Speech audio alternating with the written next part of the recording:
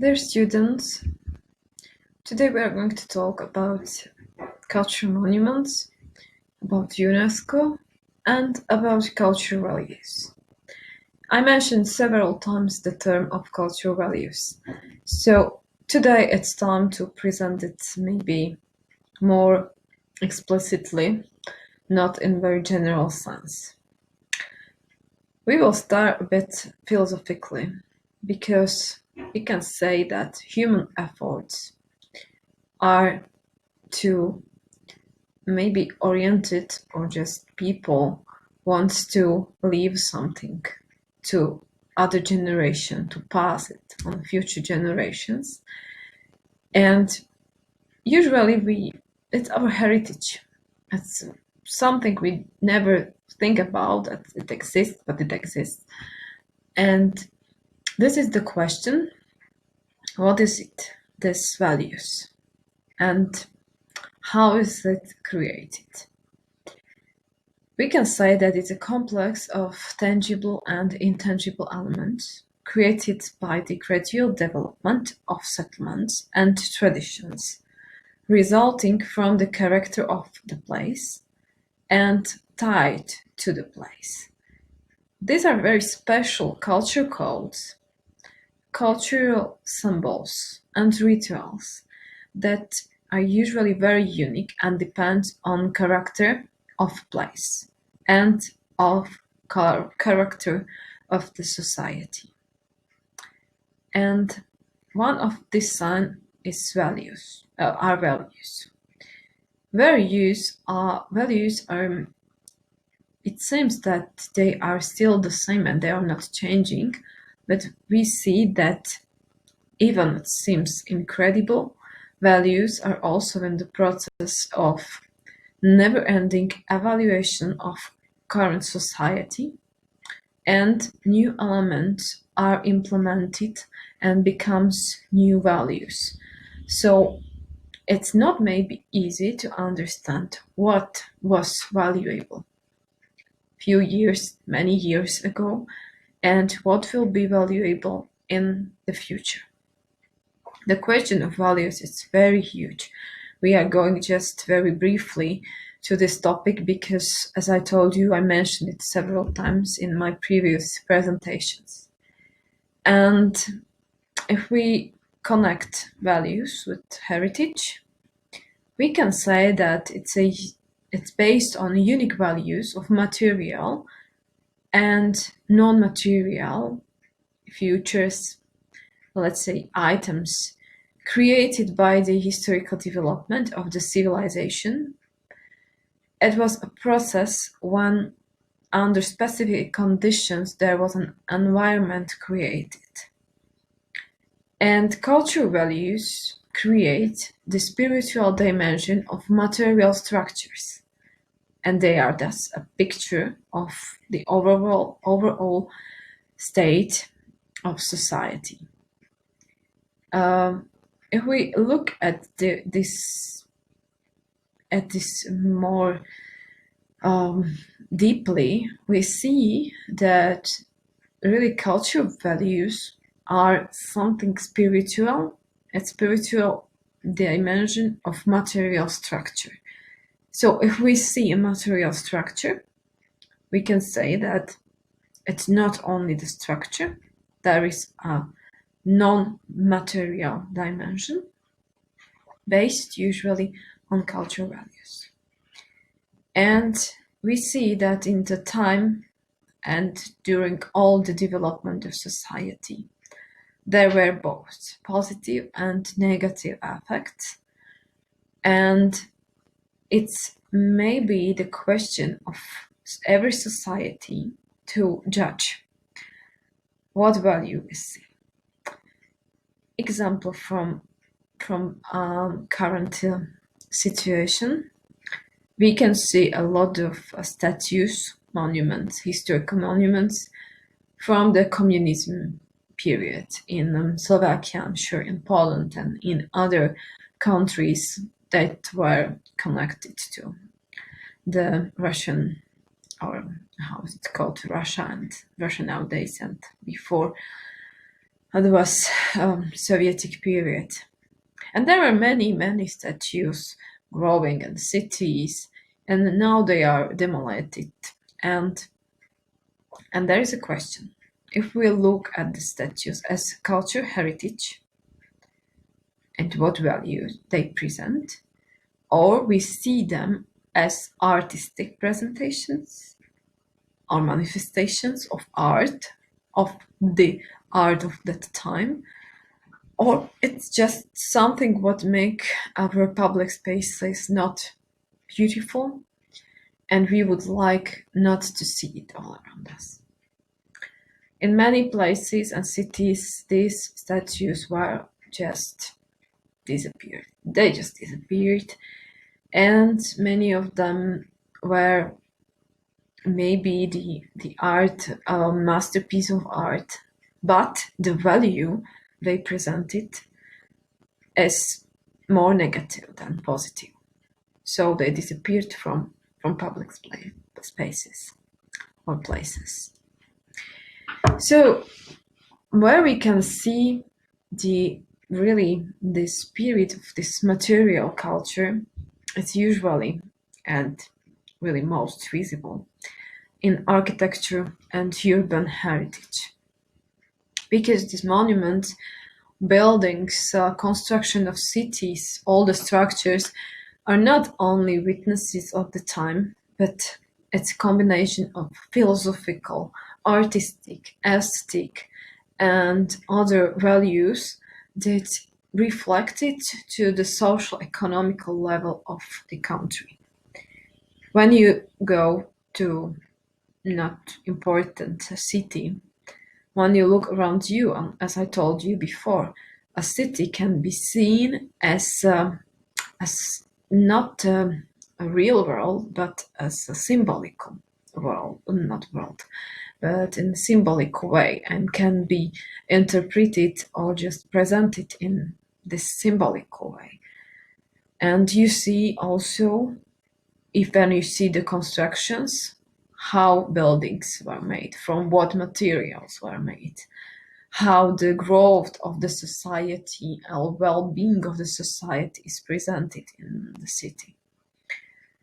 And it's a question for nowadays to find a way of coexistence of old structures and new structures in order to preserve the historical and to create the modern. So we have to be careful of putting new values into old historical environment. And if you have very good big cities and very well organized societies, usually it's going somehow. But in many places all around the world, in many cities, it's not easy to incorporate the modern construction into historical and existed places. And there are many places that are unique, with very special genius loci, representing the culture, not only culture, but values of the society. And we do not want to lose them because of these new constructions. Usually these places are protected by UNESCO. So now I will explain you what UNESCO is. I'm sure you can find this information on the webpage, but to make it more easy to you, I'm going to tell you a little bit about what UNESCO is and how it works. UNESCO is one of the branches of the United Nations, and it was formed after the Second World War, and it replaced the Commonwealth of Nations. We can say it's an international organization, and the mission is to facilitate cooperation in the field of international law, international security, economics, social growth, and of course, it should provide a platform for international conventions. The center is in New York, in the USA. And it's not only UNESCO. It has more organization. It consists of general meeting, security council, economic and social council, international court of justice, and then it's UNESCO, Organization for Science, Education and Culture, UNICEF, Children's Fund, and World Health Organization.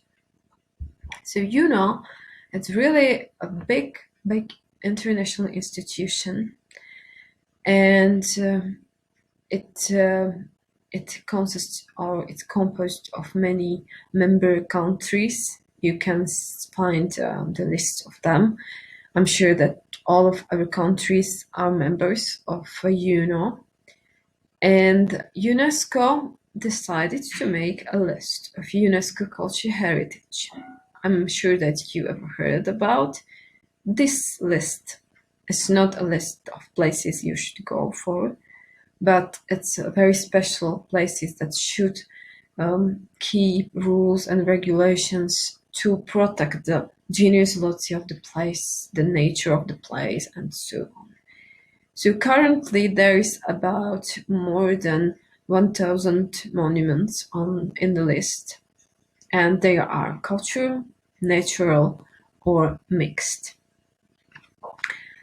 The mission of UNESCO is not only to protect cultural heritage, but to contribute to the peace and to promote cooperation between nations in the field of education, science, culture, and what's more, it's open to all people, regardless of language, race, or religion.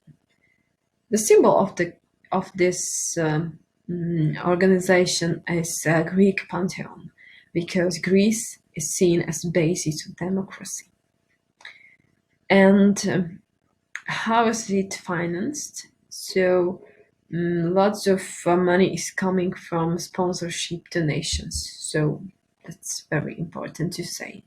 When you see the symbol, it's you can see it in every UNESCO cultural heritage site. So you see that it's protected because there is this logo. About this convention concerning the World Natural and Cultural Heritage, it was established in 1975, and the aim is to identify, to protect, present cultural and natural monuments and the preservation of heritage. It should also transmit information on cultural heritage to make it more visible and to support the authentic form of these places. It's not just the way how to get into these conventions. It's you have to. There are very strict rules you have to get, and you have to really prove that this should be part of the list of UNESCO heritage. But after you are in this list, you have to really take care of this heritage, because you can lose the status of UNESCO heritage site. And for many places, it's very crucial to be protected not only at national level, but also internationally. And it makes you really more attractive also for tourists from all the world, because people want to see these places and want to come to see what's about. If we look at the organizational structure of UNESCO, it's composed of two organizations. First is the International Council for Monuments and Sites, and the second one is International Union for Conservation of Nature. And especially International Council for Monuments and Sites is divided into cultural heritage of monuments, but groups of buildings, and then special location. So it's not all together, it's not mixed together, but it's divided.